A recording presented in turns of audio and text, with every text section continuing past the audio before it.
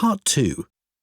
You will hear a woman speaking to a group of people who are interested in becoming volunteers for an organisation called ACE.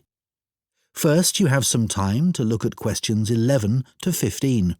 Now listen carefully and answer questions 11 to 15. Good evening, everyone. Let me start by welcoming you all to this talk and thanking you for taking the time to consider joining ACE Voluntary Organisation. ACE offers support to people and services in the local area, and we're now looking for more volunteers to help us do this. By the way, I hope you're all comfortable. We have brought in extra seats so that no one has to stand, but it does mean that the people at the back of the room may be a bit squashed. We'll only be here for about half an hour, so hopefully that's okay. One of the first questions we're often asked is how old you need to be to volunteer. Well, you can be as young as 16, or you can be 60 or over. It all depends on what type of voluntary work you want to do. Other considerations, such as reliability, are crucial in voluntary work, and age isn't related to these, in our experience. Another question we get asked relates to training. Well, there's plenty of that, and it's all face-to-face. What's more, training doesn't end when you start working for us. It takes place before, during, and after periods of work. Often, it's run by other experienced volunteers, as managers tend to prefer to get on with other things. Now, I would ask you to consider a couple of important issues before you decide to apply for voluntary work. We don't worry about why you want to be a volunteer. People have many different reasons that range from getting work experience to just doing something they've always wanted to do. But it is critical that you have enough hours in the day for whatever role we agree is suitable for you. If being a volunteer becomes stressful, then it's best not to do it at all. You may think that your income is important, but we don't ask about that.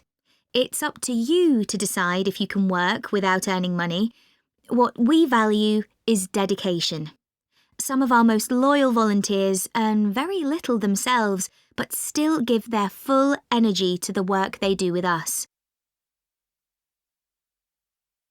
Before you hear the rest of the talk, you have some time to look at questions 16 to 20. Now listen and answer questions 16 to 20. Okay, so let's take a look at some of the work areas that we need volunteers for and the sort of things that would help you in those. You may wish simply to help us raise money.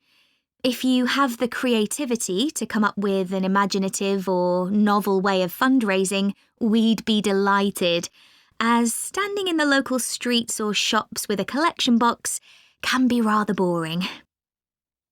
One outdoor activity that we need volunteers for is litter collection, and for this, it's useful if you can walk for long periods, sometimes uphill. Some of our regular collectors are quite elderly, but very active and keen to protect the environment. If you enjoy working with children, we have 3 vacancies for what are called playmates. These volunteers help children learn about staying healthy through a range of out-of-school activities. You don't need to have children yourself, but it's good if you know something about nutrition and can give clear instructions. If that doesn't appeal to you, maybe you would be interested in helping out at our story club for disabled children, especially if you have done some acting.